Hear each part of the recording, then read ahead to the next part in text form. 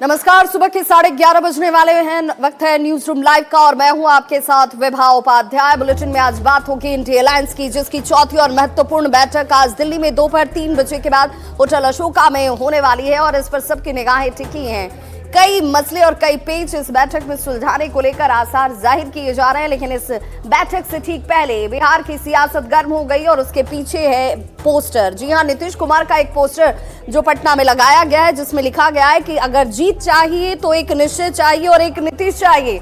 इसने सियासत को गरमा दिया है। साथ ही साथ आपको लिए चलेंगे झारखंड की राजधानी रांची, जहां पर आयकर विभाग की टीम की तरफ से दबिश दी जा रही है और तापमान लगातार गिरता हुआ और सर्दी का सितम अब लोगों को डराने और सताने दोनों ही लगा है। लेकिन सबसे पहले नजर इस वक्त की हेडलाइंस पर। दिल्ली में आज इंडिया अलायंस की चौथी बैठक। सीएम नीतीश कुमार, लालू प्रसाद, तेजस्वी यादव सहित 27 दल के नेता होंगे शामिल। इंडी गठबंधन की बैठक से पहले पटना में सीएम नीतीश कुमार का लगा पोस्टर में एक निश्चय चाहिए, एक नीतीश चाहिए का दिया गया नारा। शिक्षा विभाग के अपर मुख्य सचिव के पाठक का एक और नया फरमान। स्कूल में 50% से कम उपस्थिति पर हेडमास्टर के साथ नपेंगे बीईओ, रोका जाएगा वेतन। रांची में जेपी सिंघानिया के 2 ठिकानों पर आयकर विभाग की छापेमारी। टैक्स में गड़बड़ी को लेकर आयकर विभाग ने दी दबिश। और पटना समेत कई शहरों के तापमान में लगातार गिरावट जारी। पटना में 10 डिग्री से नीचे पहुंचा पारा।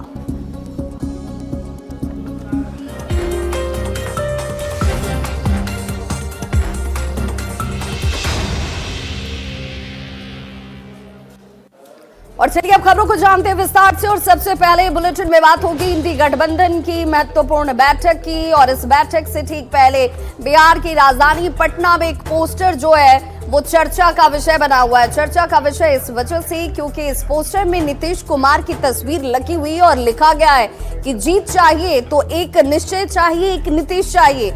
ये वो पोस्टर है जो इस वक्त आपके टीवी स्क्रीन पर है। बैठक से ठीक पहले राजधानी पटना में इस पोस्टर को लगाया गया है और जो लिखा गया है वो सियासी लिहाज से माना जा रहा है कि एक स्ट्रेटेजी है, एक हिस्सा है उस रणनीति का जिसमें जेडीयू जो है वो दबाव बनाने की स्ट्रेटेजी पर काम करती हुई, जहां पर सच में जीत चाहिए तो एक निश्चय और एक नीतीश चाहिए। पोस्टर में सीएम नीतीश की तस्वीर है। हालांकि बाद में पोस्टर को कुछ जगहों से हालांकि हटा भी दिया गया।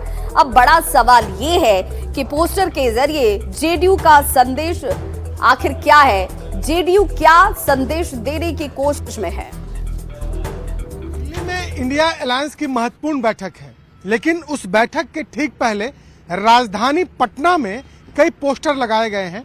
मुख्यमंत्री नीतीश कुमार की तस्वीर उसमें लगाई गई है और इस पोस्टर में लिखा गया है अगर सच में जीत चाहिए तो फिर एक निश्चय चाहिए, एक नीतीश चाहिए। मतलब साफ है कि जदयू के जो लोग हैं, जदयू समर्थित जो लोग हैं, वो चाहते हैं कि आज की बैठक में नीतीश कुमार के नाम का ऐलान किया जाए, उनके नाम पर मुहर लगे कि नीतीश कुमार के नेतृत्व में हम चुनाव लड़ें या फिर उन्हें संयोजक बनाया जाए। तो ये तमाम बातों को लेकर के पटना में जदयू के द्वारा यह पोस्टर लगाया गया है। हालांकि पटना में कई जगहों पर यह पोस्टर लगाया गया, लेकिन कुछ ही देर के बाद कई इलाकों से पोस्टर हटा भी दिए गए।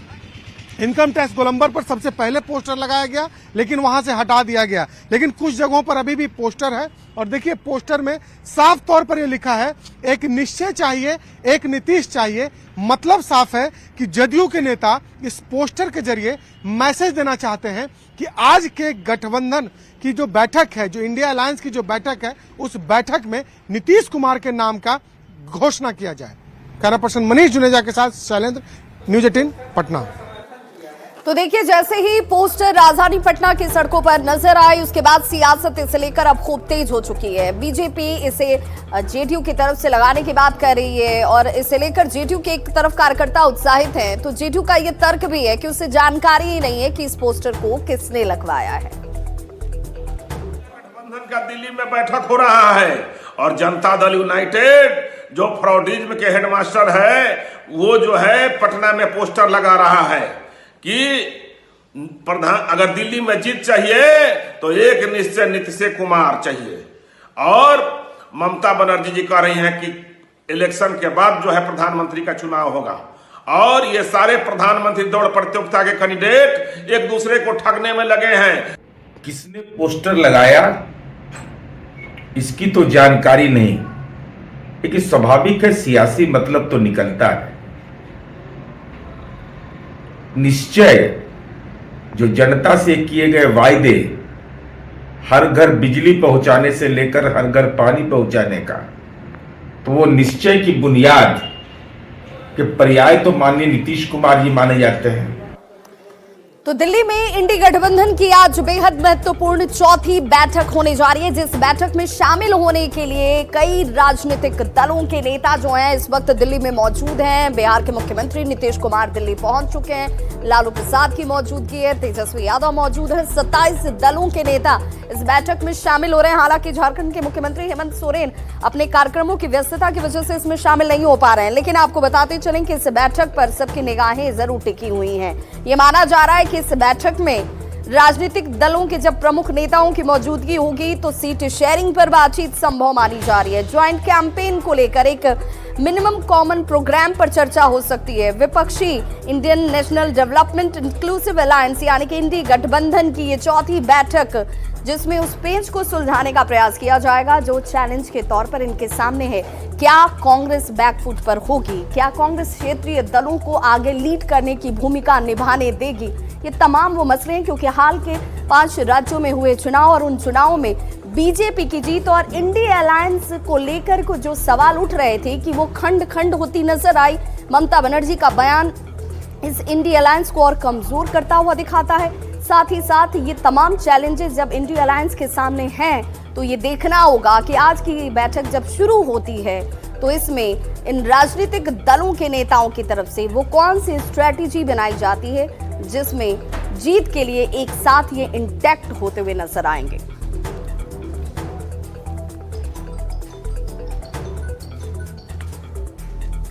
तो देखिए, इस बैठक के ठीक पहले ममता बनर्जी की तरफ से एक बड़ा बयान आता है। ममता बनर्जी ने कहा कि बैठक तो जरूर हो रही है, बैठक होगी, इस पर तमाम विषयों पर और मसलों पर चर्चा भी जरूर होगी, लेकिन पीएम उम्मीदवार कौन होगा ये 2024 के परिणाम आने के बाद तय किया जाएगा। ये इससे पहले तस्वीर साफ नहीं होगी, यानी कि इससे पहले जो एक दबाव बनाने वाली स्ट्रेटेजी पर जेडीयू की तरफ से काम किया जा रहा था, अब उस पर पूर्ण विराम लगाने का प्रयास ममता बनर्जी की तरफ से इस बयान के साथ दिया गया है। सुनिए क्या कुछ कहा ममता बनर्जी ने। You will say like this. It is after election everybody will decide. Joint campaign, yes, why not? I agree. If anybody or alliance they want that I should go for their campaigning, I'm ready. तो INDI alliance के सामने challenges बहुत हैं और ये हम क्यों कह रहे हैं आपको सामना में छपे एक लेख के जरिए समझ में आ जाएगा, जिसमें उद्धव ठाकरे गुट की तरफ से कहा गया है कि ये अलायंस आप बना लीजिए, इस अलायंस से ही सब कुछ नहीं मिलने वाला है। इंडी अलायंस की बैठक पर उद्धव गुट ने कांग्रेस को अहंकारी बताते हुए हमला किया है। उनकी तरफ से कहा गया मुख्य पत्र सामना में कि कांग्रेस पूरा का पूरा केक अकेले ही खाना चाहती है। इंडी गठबंधन का रथ बिना सारथी का है। अब आप अंदाजा लगाइए कि बैठक आज होने जा रही है। इस बैठक से पहले अगर उद्धव गुट की तरफ से इस तरह से सामना में जो उनका मुख्य पत्र है उसमें कांग्रेस के ऊपर तीखा हमला किया गया है, तो क्या कांग्रेस पर अब तमाम जो क्षेत्रीय दल हैं वो दबाव वाली राजनीति पर काम करना शुरू कर चुके हैं। अलायंस के लिए जो कोऑर्डिनेटर होना चाहिए, कोऑर्डिनेटर नहीं है। उद्धव ठाकरे ने इसे लेकर एक बड़ा बयान दिया है कि अब बहुत जरूरी हो जाता है कि आप कोऑर्डिनेटर बना दीजिए, आप अपने हितों का त्याग कीजिए, क्योंकि आप अगर पूरे के पूरे सिर्फ अपने स्वार्थ पर ही आधारित रहिएगा तो फिर ये इंडी अलायंस अस्तित्व में और सफल कभी नहीं हो पाएगा। कोऑर्डिनेटर होता है, एक समन्वयक होता है, निमंत्रक कहते हैं। जरूरी नहीं कि वही चेहरा कल जाके नेतृत्व करेगा। जैसे जॉर्ज साहब थे, शरद यादव जी थे, वैसे कोई तो एक कोऑर्डिनेटर चाहिए। वो एक बात होगी और सारे लोग जो आए हैं तो उनकी भी बातें हम सुनेंगे और सारी मैं भी मेरी बात कहूंगा, फिर देखते। तो इंडिया अलायंस की ये बैठक जो दोपहर 3 बजे प्रस्तावित बताई जा रही है होटल अशोका में, लेकिन उससे पहले कौन कौन से नेता पहुंच रहे हैं उसकी जानकारी हम आपको देते चले। लेकिन इस में नहीं पहुंचने वाले लोगों के ऊपर भी कहीं ना कहीं निगाहें टिकी हुई हैं कि कौन कौन नहीं पहुंचेंगे। लेकिन इस बीच झारखंड के मुख्यमंत्री हेमंत सोरेन के इस बैठक में नहीं पहुंचने को लेकर बड़ी खबर सामने आती हुई उनकी तरफ से अपने व्यस्त कार्यक्रमों का हवाला दिया गया है। साथ ही साथ झारखंड में शीतकालीन सत्र चल रहा है और इस वजह से वो इस बैठक में शामिल नहीं हो पाएंगे, लेकिन उनके प्रतिनिधि इस बैठक में जरूर शामिल होने वाले हैं, जिसमें सुप्रो भट्टाचार्य इसमें शामिल होंगे, विजय हांसदा और महुआ माझी इस बैठक में शामिल होती हुई नजर आएंगी। सीएम की जगह ये तमाम सांसद जो हैं वो यहाँ पर पहुंचेंगे, जिसमें विजय हांसदा की मौजूदगी आपको दिखेगी। हेमंत सोरेन चूंकि इस वक्त उनका कारवां जो है वो आपकी योजना आपकी सरकार आपके द्वार के तहत एक एक करके तमाम जिलों में पहुंच रही है। शीतकालीन सत्र एक तरफ चल रहा है और इसी वजह से वो इस बैठक में शामिल नहीं हो रहे हैं, जो जेएमएम की तरफ से औपचारिक बयान है। निर्णय माननीय मुख्यमंत्री ने यह लिया है कि हमारे पार्टी का एक शिष्टमंडल जाएगा, जिसमें 3 लोग हैं, सीनियर लोग हैं, 2 सांसद हैं और एक महासचिव सुप्रियो भट्टाचार्य जी। तो मुझे लगता है विधानसभा का सत्र चल रहा है और भी व्यस्तताएं हैं, जिसके कारण माननीय मुख्यमंत्री नहीं जा पा रहे होंगे, लेकिन जो सीनियर लीडर्स हैं हमारे वो जा रहे हैं। तो इंडी अलायंस की इस बैठक पर बीजेपी की तरफ से जोरदार हमला किया गया है। अगर बीजेपी विधायक की बात की जाए, बीजेपी विधायक अनंत ओझा ने कहा कि कांग्रेस जो है वो डूबता हुआ जहाज है, इस जहाज पर जो भी बैठेगा उसका हश्र भी यही होगा, वो भी डूब जाएगा। कांग्रेस को जनता ने पूरी तरह से नकार दिया है। अनंत ओझा की तरफ से यह कहा गया, कांग्रेस के 3 राज्यों में करारी हार हुई है और अब कांग्रेस डूबता हुआ जहाज है। हुआ जहाज है और स्वाभाविक है कि इसके साथ उस नाव में छेद हो गया है, कांग्रेस रूपी नाव में छेद हो गया है। देश की जनता उनको नकार चुकी है और उस नाव में जो भी प्रवास करेगा, जो भी चढ़ेगा, उसका डूबना तय है। इसलिए कि अभी हाल में जो 3 बड़े राज्यों के जो चुनाव परिणाम आए हैं, वह चुनाव परिणाम इस बात को साबित करते हैं कि वहाँ की जनता ने उनको नकारने का काम किया। वहाँ के जनमानस के दिलों से कांग्रेस अब उतर चुकी है और इसका भी हश्र वही होने वाला है जो मध्य प्रदेश की जनता ने अभी वहाँ जो इनके घमंडिया गठबंधन के जो साझेदार थे वो वहाँ चुनाव लड़े और चुनाव ही नहीं लड़े, मध्य प्रदेश की देवतुल्य जनता ने उस पर मुहर भी लगाने का काम किया है। इसलिए स्वाभाविक है कि ये चुनाव आते आते ये जो गठबंधन है ये स्वतः स्वाभाविक रूप से अपने आप बिखर जाएगा।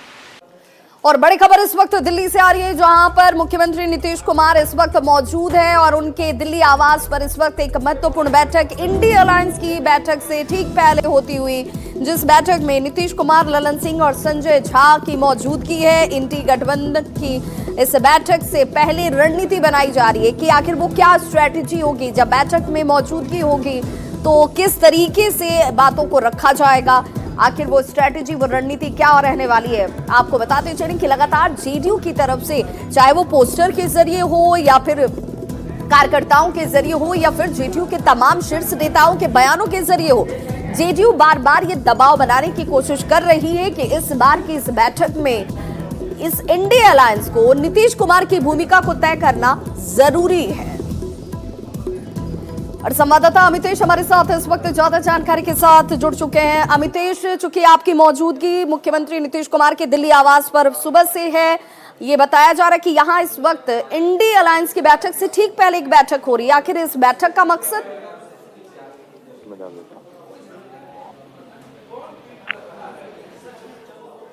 अमितेश, आप तक आवाज पहुंच रही है?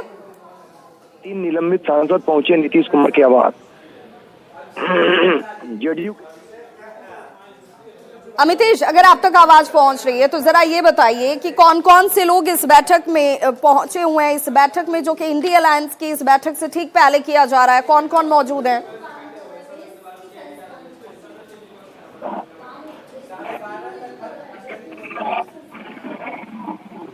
तो हम अपने सहयोगी अमितेश से जुड़ने की कोशिश करेंगे, लेकिन इस वक्त की बड़ी खबर आपको बताते चले कि बैठक से ठीक पहले एक बैठक और यही बार बार कहा जा रहा है, बीजेपी इसे लेकर हमलावर है। बीजेपी ये कह रही है कि भाई ये बैठक सिर्फ चाय नाश्ते से ज्यादा और फोटो सेशन से ज्यादा कुछ भी नहीं है, इस बैठक से कुछ हासिल होने वाला नहीं है। लेकिन देखिए, नीतीश कुमार के दिल्ली आवास पर एक बैठक ठीक इंडिया अलायंस की बैठक से पहले होती हुई, और बार बार जिस ओर हम इशारा कर रहे हैं, जिस ओर जो राजनीतिक जानकार हैं वो इशारा कर रहे हैं कि भाई एक स्ट्रैटेजी, और उस स्ट्रैटेजी में जेडीयू की स्ट्रैटेजी क्या होगी, इस पर एक बैठक। और बैठक से पहले प्रेशर पॉलिटिक्स का दौर भी शुरू हो चुका है। जी हां, ये प्रेशर पॉलिटिक्स बताया जा रहा है, जिसमें कांग्रेस नेता अनिल शर्मा का सोशल मीडिया प्लेटफॉर्म एक्स पर एक पोस्ट आता है। आबादी के हिसाब से हिस्सेदारी की मांग उनकी तरफ से कर दी गई है। अति पिछड़ा, एससी, मुस्लिम को लेकर ये मांग, जिसमें डिप्टी सीएम बनाने की मांग कांग्रेस नेता अनिल शर्मा की तरफ से की गई है कि भाई जिसकी जितनी आबादी उसकी उतनी हिस्सेदारी होनी चाहिए। और जेडीयू प्रवक्ता अभिषेक झा हमारे साथ इस वक्त फोन लाइन पर जुड़ चुके हैं। अभिषेक, बैठक में खुद रणनीति पर चर्चा होती, बैठक में कई मसलों को सुलझाया जाता, लेकिन क्या आपको नहीं लग रहा है कि बैठक से पहले कांग्रेस नेता अनिल शर्मा ने जो पोस्ट किया है वो इस बैठक की स्ट्रेटेजी को कहीं ना कहीं और क्लिष्ट कर रहा है और ज्यादा परेशानियों से बढ़ा हो रहा है?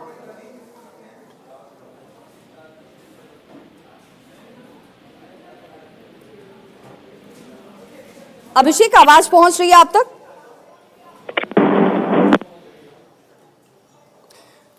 तो बड़ी खबर, कांग्रेस नेता अनिल शर्मा का सोशल मीडिया प्लेटफॉर्म एक्स पर पोस्ट, जिसमें आबादी के हिसाब से हिस्सेदारी की मांग की गई है, और अति पिछड़ा हो, चाहे एससी हो या मुस्लिम हो, उसे लेकर डिप्टी सीएम बनाने की मांग कर दी गई है। प्रधानमंत्री को लेकर एक बैठक जो है वो एक तरफ हो रही है, इंडिया अलायंस की बैठक होने वाली है दिल्ली में, उसके लिए इंतजार किया जा रहा है। दूसरी तरफ नीतीश कुमार अपने आवास पर दिल्ली में जहां पर मौजूद हैं, वहां एक बैठक कर रहे हैं, और ये इस वक्त कांग्रेस नेता अनिल शर्मा की तरफ से पोस्ट किया जाना और डिप्टी सीएम बनाने की मांग जो है वो कर दी गई है कि भाई जिसकी जितनी आबादी उसकी उतनी हिस्सेदारी होनी चाहिए।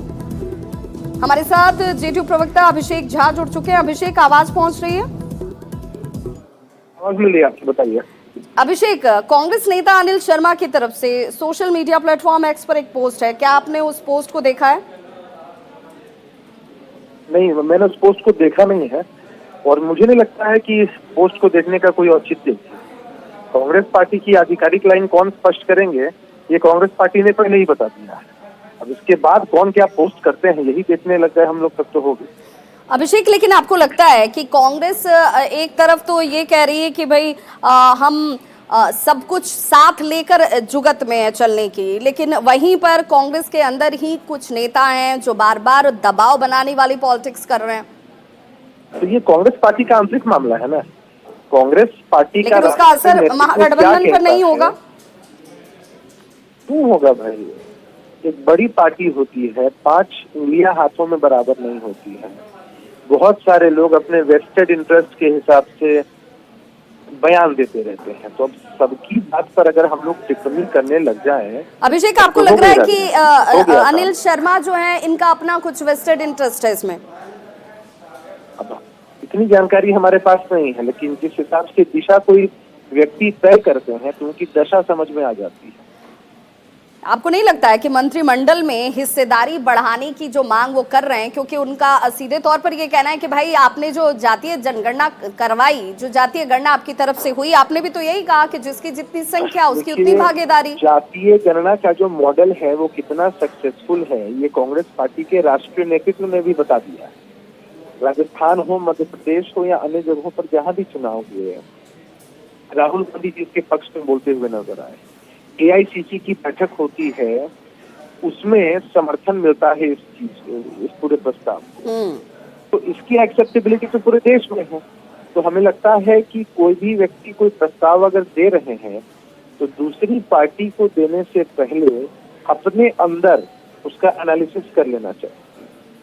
लेकिन कांग्रेस बार बार कह रही है अभिषेक कि मंत्रिमंडल का विस्तार होना चाहिए था, हमें अपना जो वाजिब हक है वो मिलना चाहिए था, लेकिन वो विस्तार नहीं हो रहा। क्या उसकी भी खींच आपको दिखती है? ये देखिए, मंत्रिमंडल का जो विस्तार है ना, वो मुख्यमंत्री जी का विशेषाधिकार है। कब किनको शामिल करना है, नहीं करना, गठबंधन के अंदर कोई भी जो फैसले होते हैं वो मीडिया में बयान देकर नहीं होते। गठबंधन के वरिष्ठ नेता बैठेंगे, सही समय पर सही फैसला होगा। चलिए, बहुत बहुत शुक्रिया अभिषेक झा हमारे साथ जुड़ने के लिए। तो बैठक से पहले देखिए, प्रेशर पॉलिटिक्स जो है वो कांग्रेस नेता अनिल शर्मा की तरफ से एक पोस्ट के जरिए जरूर शुरू कर दी गई कि आबादी के हिसाब से हिस्सेदारी दे दी जाए भाई, अति पिछड़ा हो चाहे 80 हो या मुस्लिम हो। अब इन्हीं में से, चूंकि इन्हीं की आबादी सबसे ज्यादा है, तो डिप्टी सीएम इनमें से ही कोई बनना चाहिए।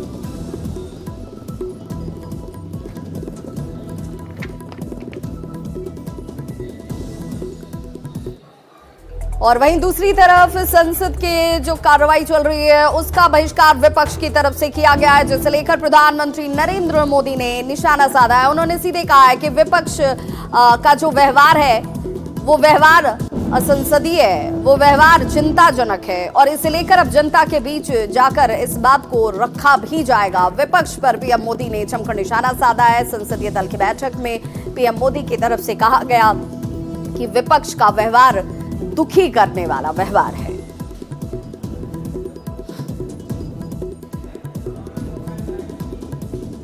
तो विपक्ष ने यह ठाना है कि उसे आगे नहीं बढ़ना है। पिछली सरकार में हर दिन घोटाले होते थे। और बड़ी खबर इस वक्त, लोकसभा दोपहर के 12 बजे तक स्थगित कर दी गई है। विपक्ष के हंगामे के बाद ये लोकसभा की कार्रवाई स्थगित हुई है। सांसदों के निलंबन के मुद्दे पर लगातार हो हंगामे का दौर जारी है। सदन में अमित शाह के बयान पर विपक्ष जो है वो अड़ा हुआ नजर आता है। मल्लिकार्जुन खड़गे के चैम्बर में इंडी गठबंधन के फ्लोर लीडर्स की बैठक और विपक्ष के 92 सांसदों को सस्पेंड करने के मामले को लेकर यह बैठक जो है वो की जाती हुई संसद के दोनों सदनों में अमित शाह से बयान देने की मांग लगातार विपक्ष की तरफ से किया जा रहा है।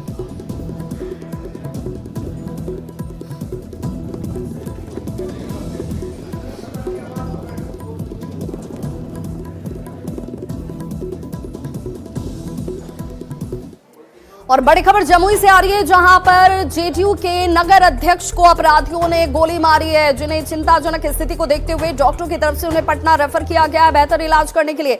ये बड़ी खबर इस वक्त जमुई से आती हुई तस्वीरें इस वक्त आपके टीवी स्क्रीन पर हैं, जहां पर अपराधियों ने जेडीयू नेता को गोली मारी है। हालांकि इसके पीछे की वजह क्या रही है और अपराधियों की गिरफ्तारी को लेकर क्या कुछ कार्रवाई की जा रही है, ये इस वक्त स्पष्ट नहीं है। घात लगाकर बैठे हुए बदमाशों ने ताबड़तोड़ फायरिंग की और अब पुलिस का ये दावा है कि बहुत जल्द इसमें शामिल अपराधियों को गिरफ्तार कर लिया जाएगा।